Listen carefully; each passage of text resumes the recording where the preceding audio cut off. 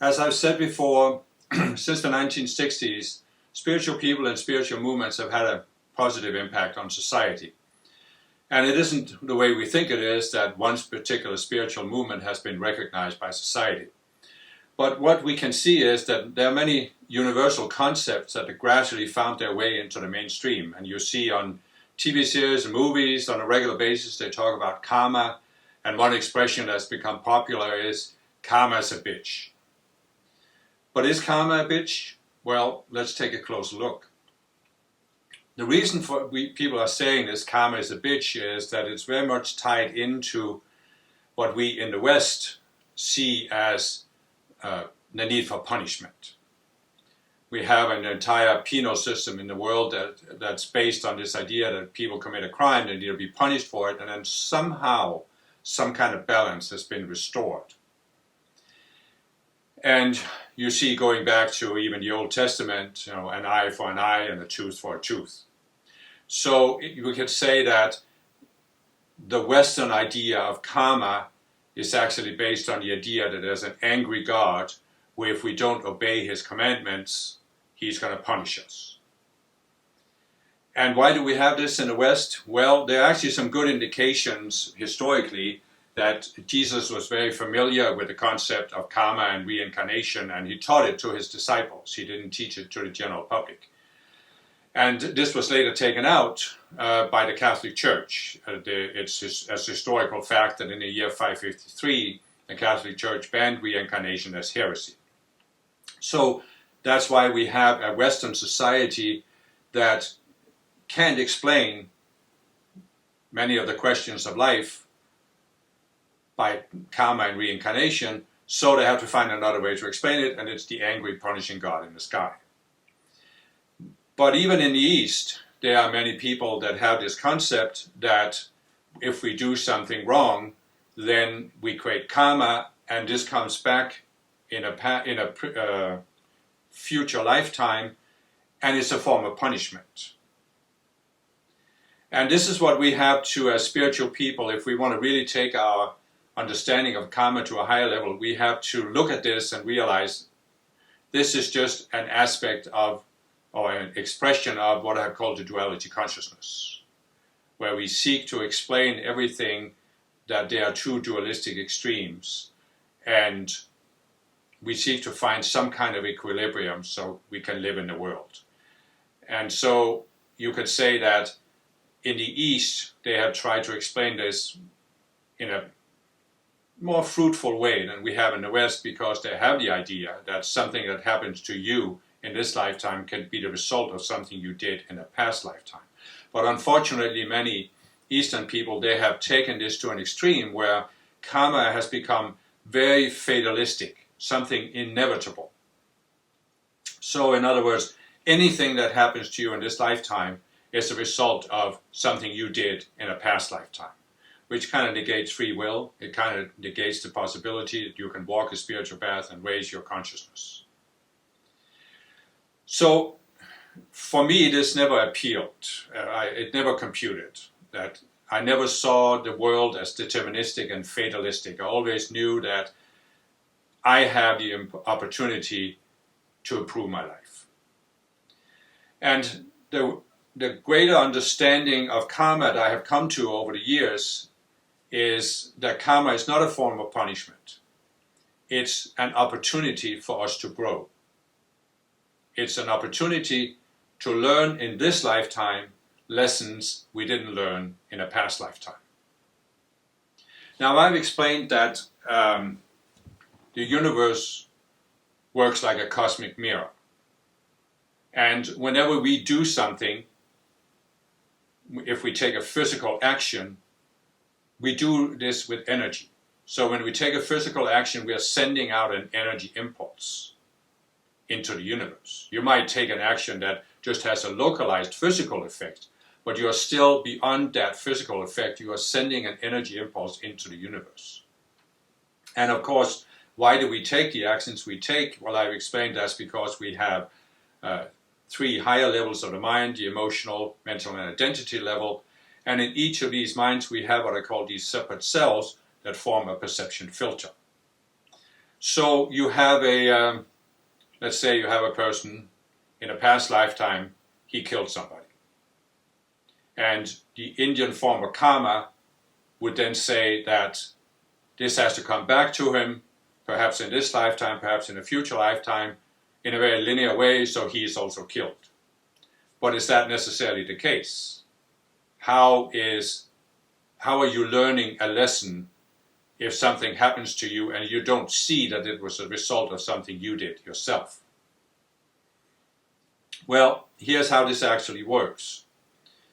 When you're taking a physical action of killing somebody, you can only do this because you have certain of these separate selves in your emotional, mental, and identity minds. And the result is you see yourself as a separate being. And therefore you think that if you kill somebody else, and if society doesn't punish you for it, you've gotten away with murder. You literally think you can do something to another human being that doesn't affect yourself. But it does affect yourself because you still have the separate selves that caused you to take that action. So you killed somebody in a past life, you had certain separate self that caused you to do this, now your body dies, your soul, the 4 levels of the mind, move on, take on another body. But it takes with it the contents of the emotional, mental, and identity mind. So the very selves that caused you to kill somebody, you are taking with you into your next lifetime. So now, how does karma work its way out? Well, as I said, you are sending out an impulse. So you are here at the conscious level. You're making a choice to kill somebody. But you had reasons for doing this. You're not a psychopath, so you had reasons for doing it. And you felt this was necessary, unavoidable, or justified. And those reasons are located in your emotional, mental, and identity minds. They form a kind of filter. So it colors the energy you are projecting out. So you're not only projecting at the physical level, you're projecting at the emotional, mental, and identity level. So you're sending out an impulse from your individual mind. But I've also said there's a collective mind, a collective energy field, and it also has the 4 levels. So you're actually, from your conscious mind, sending this energy impulse that goes into the collective emotional body, then works its way up to the collective mental body and to the collective identity body. And this can take some time. And then the impulse starts moving down through the identity, mental, and emotional. And this can also take some time. That's why it can take lifetimes before the impulse comes back to the physical level. So what is this? Why is there this delay factor? Why isn't it so that if you kill somebody, you're struck by lightning and you die yourself? Well, it's because, as I said, the universe is an educational institution, not a penal colony. So the delay factor gives you an opportunity that before the energy impulse comes back to the physical, you could have changed your consciousness. You could have raised yourself above the level of consciousness you were at when you killed somebody, which in the terminology I use here means you could have dissolved the separate selves that caused you to kill somebody.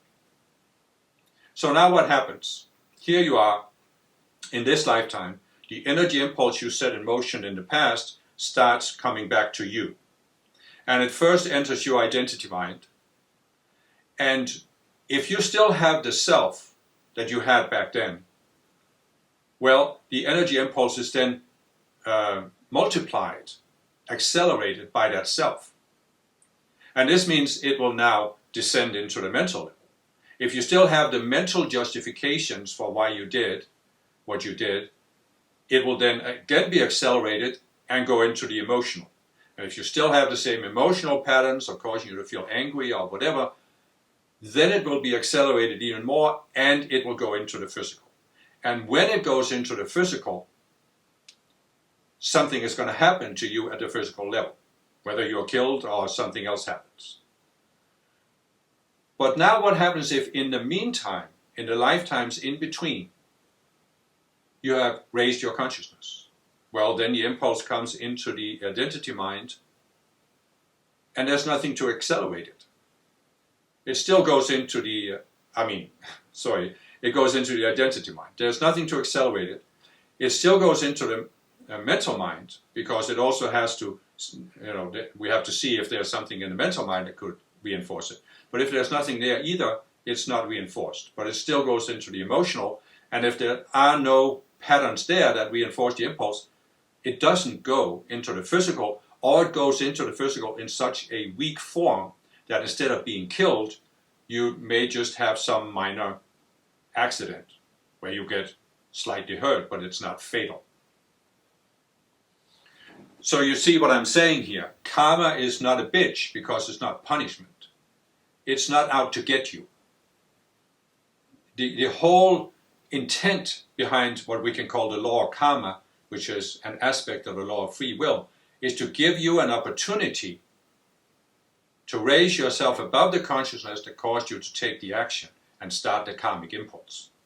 And if you do that, there's no point in punishing you, because the whole purpose of it is that we have a right to create any self we want and do any action we want. But the purpose of this entire thing is to help us raise our consciousness. So if we create a certain action, we see a certain physical result, and the realization that you kill somebody is a very physical result. Then you have the opportunity to question why you did this, what was the state of consciousness you had, and you can raise your state of consciousness. And if you do that in the intervening lifetimes, God or karma or the universe has no intention of punishing you. You are free of the consciousness, so you're free of the consequence. Why would you need to suffer the consequence if you're free of the consciousness that is, after all, the cause of the consequence? You see? The law of karma, as it's often seen in the East, it's almost like we have in the Western world. There's a cause and there's an effect. And once you have done something, you have set in motion this effect that nothing can stop. And it will come back to you. And that's again this desire that if somebody does something to us, we want them to be punished. And that's what we have projected onto the law of karma. And that's why we think the universe is some kind of penal colony that really wants to punish us for all the wrong things that we do. But the universe is an educational institution that is in all ways set up to help us raise our consciousness. So you might say, well, why is there a law of karma then? Well, it's because I have explained the earth is a reality simulator. You can have two experiences, immersion and awakening from immersion. When you go into immersion, you see yourself as a separate being.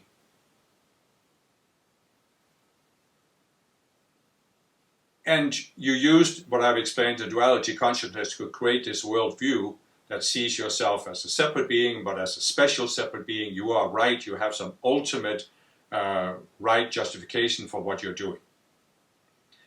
And when you do this, your mind becomes a closed system. The process I just described, that is actually the process, the ideal process in the universe, is that you commit a certain action, you see the physical consequences, and then you evaluate, is this a consequence I want more of? Or do I want more than this? And if I want more than this, I have to look at, why did I take the action? Because of my state of consciousness. What was it in my consciousness that caused me to take that action? And then I need to change my consciousness so I get a different result. But when you go into this immersion, this illusion of separation, you're not looking at it that way. Because you think, I'm separated from the world, and you're always looking out, that the problems are out there, you're never looking in. So therefore you feel, well, I didn't do what I did because I made a choice, and I didn't make that choice because I have a certain state of consciousness, a certain separate selves or beliefs or whatever. No, I did what I did because these other people did what they did. I killed that guy because he was threatening me. If he hadn't done that, I wouldn't have done what I did. So you're always projecting out, and that's why your mind becomes a closed system. And the unfortunate thing, you could say, that there is a result of this is that you're not open to learning. I talked about there's a group of universal spiritual teachers that are seeking to help us learn, but when people's minds become closed systems, they can't hear anything from our spiritual teachers. We can have a spiritual teaching, but people are not really hearing what is in the spiritual teaching. You can take a typical example of this that I mentioned before, the Crusades. Here I have two groups of people, both believe in the Old Testament, which says thou shalt not kill, but they have both used their religion to justify why they have to kill the other group and why God actually wants them to do this and why they're doing God's work by killing others, even though God said, thou shalt not kill. So this shows you how close people's minds are when they're in this consciousness of separation. And that's why they are unreachable to the spiritual teachers.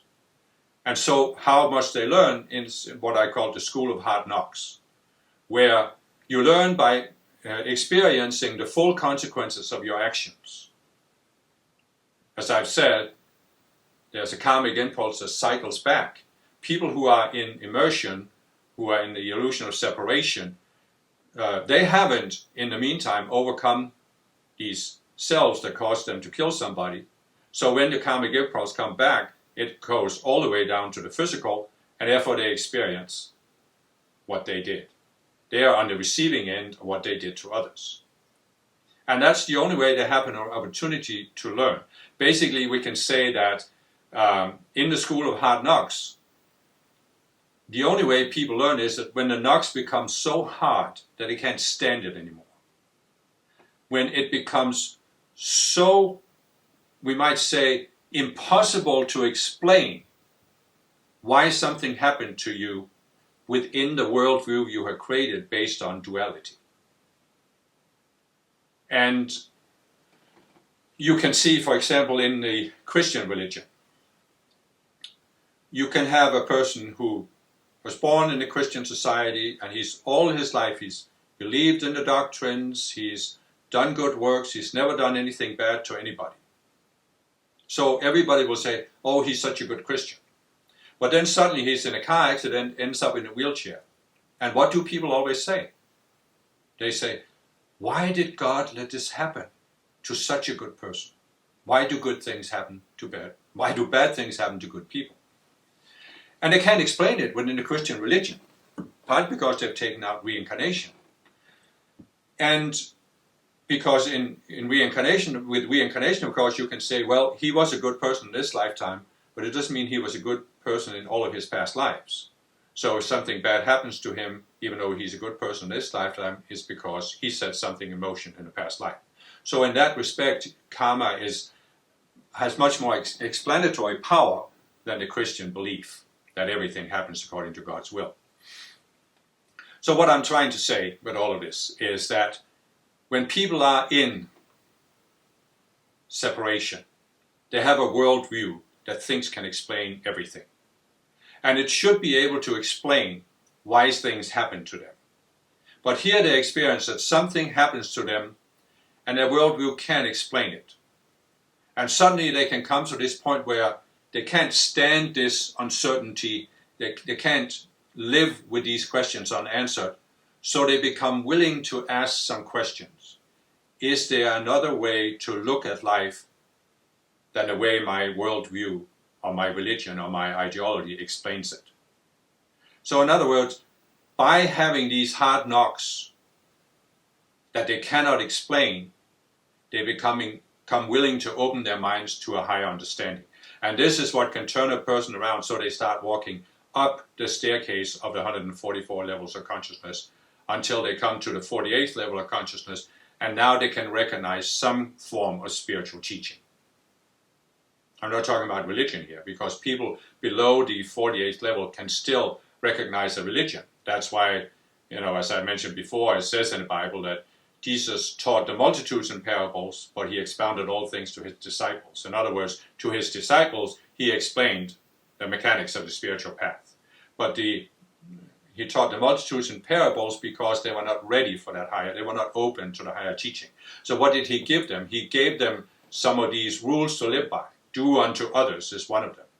So when after you turn around and start walking towards the 48th level, you can benefit from some of these rules that you find in most religions. You can contemplate that if you don't do something to others, then the same thing won't happen to you. In other words, what you do to others, the universe will do to you. And it's still actually the concept of karma. You just don't call it that, and you don't have the concept of reincarnation, but you're still open to raising your consciousness so that you are not aggressive. You are, like Jesus said, you're willing to turn the other cheek, forgive, and treat others well. So there can still be a growth there.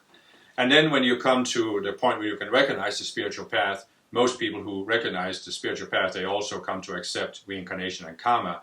And this, of course, means now suddenly you can explain why bad things happen to good people.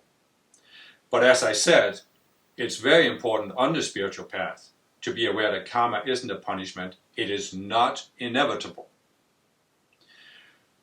So now what happens if you are a spiritual person and something does happen to you that you don't really think you deserve based on what you've done in this lifetime? Well, what you can do if you want to grow is you can say, but what is there that I need to learn from this incident? What can I learn from this? And one way to start, seeing what you have to learn is look at your reaction. What is your reaction to something happening to you? Do you go into a state of feeling angry over this, feeling this was unjust? Do you perhaps project that God shouldn't have allowed this to happen to you? Then you can see that this does not come from the conscious self. It comes from some of these separate selves that are seeing themselves as separated. So in other words, there's a God or there's a universe that's doing something to you. It's not just the result of choices you've made. And that's when you can take the teaching I've given about the separate selves and start exposing the separate selves that you have, the contradictory beliefs they have, and seeing that they're an illusion, and then you can separate yourself from it. And then you have grown. If you had done it before the event happened, well, the event did not need to happen, but since you didn't do that, you can at least do it now. Instead of going into this negative of blaming God or blaming Spirit or saying, oh, the spiritual path is all nonsense because this shouldn't have happened to me. I know this is harsh, but the question is again, what do you want to do for the rest of your life? Do you want to grow beyond your present level, or do you want to justify why you're staying at your present level feeling angry at everything? Now, there is, however, another aspect of this. And it was something I struggled with for a while. I've seen many other spiritual people struggle with it. And the Western linear mind wants us to think that if we have done what I said, overcome all of these separate selves, then nothing bad should happen to us. In my second spiritual movement, there was a lot of focus on karma. And the idea was that we had made karma in a past life, but it didn't have to become physical. We could transform it before it became physical by giving these decrees and invoking a spiritual entity called the violet flame. And this could transmute the karma before it came physical. So the belief was, if you transmuted all of your karma by giving enough violet flame, nothing bad should ever happen to you. But of course, there were people who had been in the movement for decades that had given hours and hours, hundreds, thousands of hours of violet flame, but still something bad happened to them. So how do you now explain this? Well, this is where we have to just take a realistic assessment and look at what kind of a planet we are on. We are on a very chaotic planet where many people are in very low states of consciousness. And as I said, free will is the absolute law. And free will is unpredictable. You cannot predict what a person is going to do. So even if you have no karma, there is no guarantee that somebody else won't, because they have these separate selves, suddenly decide to do something that affects you. How can you, in a world as chaotic as this, guided by free will, how could you ever make yourself be absolutely secure from something bad happening? And in order to really understand this, what was very helpful for me was to realize that, yes, I have my individual mind, my individual energy field. And from this field, I'm sending out an impulse. But this impulse goes into the collective field, the collective mind, which also has emotional, mental, and identity levels. And as it's traveling through this realm, both up and down, it can't help but bounce into the energy impulses sent by other people. So when you look at the entire energy field of Earth, you can see this very intricate, very complex, very chaotic pattern of energy waves that are constantly interacting with each other, interfering with each other. This is actually a concept that is not new. It goes back to the Buddha, and he taught the concept of the interdependent originations, meaning that everything on Earth is so interdependent, so interconnected, that you can't really isolate a single effect and say this had a single cause. And a particular effect can have a multitude of interconnected causes. Now, ironically, there are many Buddhists that have this very linear view of karma, right? That everything that happens to you in this lifetime is a result of what you did in the past lifetime, and there's a linear linear progression from cause to effect. You kill somebody, you must be killed. But this contradicts what the Buddha said about the interconnected originations, because it's so complex that you can't necessarily say there's a single cause for what happened to you. And what does this mean? In the images I've given here, you would have to say that from a linear perspective, if I free my mind from these separate selves that I have that cause me to do things to other people, then nothing bad should happen to me. But again, there's free will, and there's the fact that you are living in this environment where you are connected to all of these other people and the collective consciousness. Incidentally, modern science started out with Newtonian physics, where the idea is that if you have a billiard table, you have 2 white balls and a red ball. And the red ball hits the white ball. And if you know all of what you need to know about these balls, you can predict exactly what is going to happen to the white ball as a result of the red ball hitting it. In other words, you would say that the movement of the white ball is an effect that has a single cause, the red ball hitting it. But later, scientists developed quantum mechanics, which most spiritual people are probably somewhat aware of. And what quantum mechanics says is actually that there is no single, it's not possible to isolate a single effect and isolate a single cause that caused it, because everything is interconnected in this very intricate web. They have proven that everything is interconnected. So what that means is that we now, as spiritual people, we have to say, I can do the best I can to purify my own state of mind of these separate selves, and to transform the energies that are accumulated through these selves. And this means I've done everything I can do to make sure nothing bad happens to me. But I still can't be sure, because I have to accept that I'm living on a planet that is very chaotic, but there are many people at a lower state of consciousness. And the idea that really helped me with this was that, as I mentioned before, that Earth is not a natural planet. There are planets where you could say that if you have purified your mind, then nothing bad will happen to you.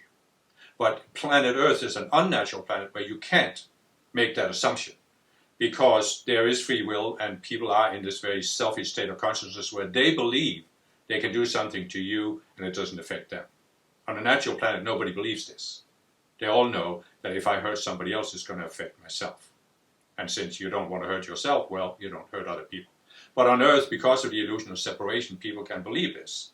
I can hurt other people and it doesn't hurt myself. Maybe it even gives an advantage to myself that I'm doing something that hurts other people, like stealing from them. So we have to accept what kind of a planet we are on and why, because then we can make peace with being here. I've said that one of the advantages of walking the spiritual path and getting rid of all these separate selves is that we can make peace, we can feel at peace, we attain peace of mind, a greater freedom. And this whole idea that we should be able to control our destiny and nothing bad should happen to us, that comes from the separate self. The separate self fears what could happen to us. And why do we fear this? Because the separate self can be affected by what happens in the world. It will be affected what happens in the world. But if you think about what I've said about the conscious self, no matter what happens to you in the world, the conscious self is not affected by it.